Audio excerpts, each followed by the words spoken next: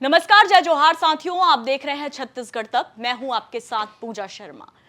4 जून को रिजल्ट का इंतजार हम सभी को है कि इस बार जो देश है वो किसके हाथों में जाने वाली है। लगातार एनडीए और इंडिया गठबंधन अपनी जीत को लेकर यहां पर दावे कर रहे हैं।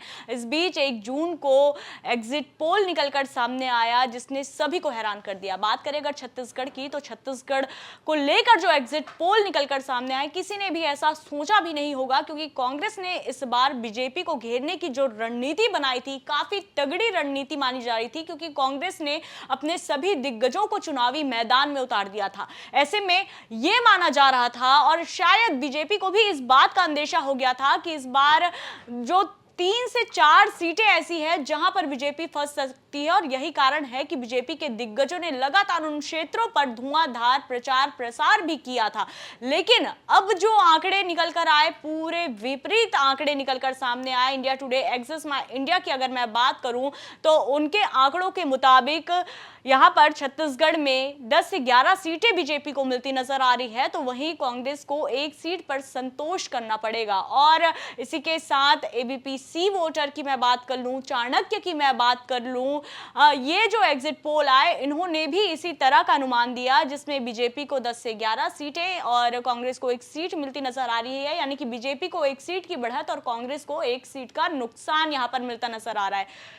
इस एग्जिट पोल के बाद कांग्रेस की टेंशन तो जरूर बढ़ी है, क्योंकि हाल ही में विधानसभा चुनाव में कांग्रेस को करारी हार का सामना करना पड़ा था। लेकिन अब अगर लोकसभा चुनाव के परिणाम ऐसे निकलकर सामने आते हैं, हालांकि वास्तविकता कुछ और भी हो सकती है, अनुमान है, लेकिन अगर ये अनुमान सटीक साबित होते हैं तो कांग्रेस काफी ज्यादा बुरी स्थिति पे छत्तीसगढ़ में आ जाएगी, ऐसा जो जानकार है उनका भी मानना है। लेकिन इस बीच जो एक एग्जिट पोल आया वो काफी ज्यादा हैरान कर देने वाला, बीजेपी की टेंशन बढ़ा देने वाला, तो वहीं कांग्रेस के लिए बड़ी राहत भरी ये खबर है, क्योंकि जिस तरह से न्यूज 18 का सर्वे आया है उसके मुताबिक 9 से 11 सीटें बीजेपी जीत रही है, वहीं 0 से 4 सीटें कांग्रेस को मिलती नजर आ रही है। यानी कि 4 सीटों पर कांग्रेस को यहां पर बढ़त मिलती नजर आ रही है।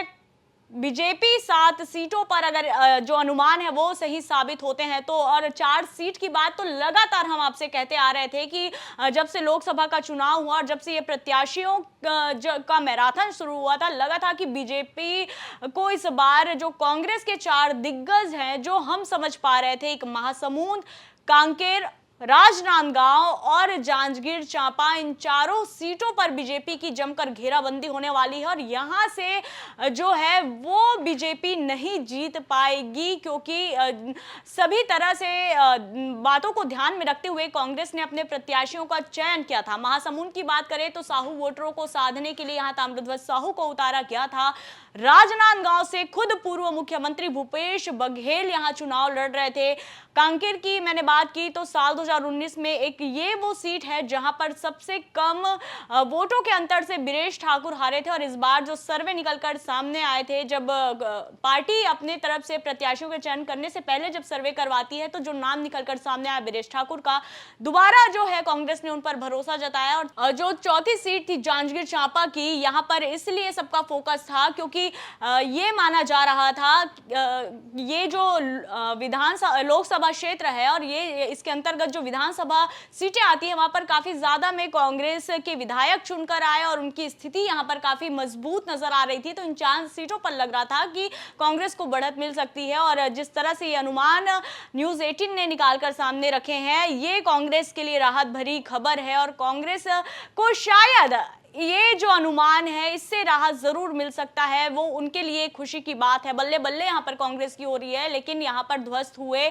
बीजेपी के 11 में से 11 सीटों पर जीत के दावे, क्योंकि जितने भी एग्जिट पोल यहां पर आए हैं सभी ने 10 से 11 सीटें यहां पर बीजेपी को मिलने का अनुमान जताया है। यानी कि 11 कमल खिलाने का सपना तो फिलहाल बीजेपी का पूरा होता नजर नहीं आ रहा है। कांग्रेस को जो झटके लग रहे थे वो झटका शायद न्यूज 18 के ये जो आंकड़े हैं उससे थोड़ा सा उन्हें रिलीफ जरूर मिल सकता है। हालांकि ये केवल अनुमान है, परिणाम इसके विपरीत भी आ सकते हैं। तो इंतजार करिए 4 जून का, जब रिजल्ट निकलकर सामने आएंगे, और तब देखना दिलचस्प होगा कि ये जो आंकड़े, ये जो अनुमान है, ये कितने सटीक साबित होते हैं। तो साथियों, फिलहाल इस रिपोर्ट में इतना ही।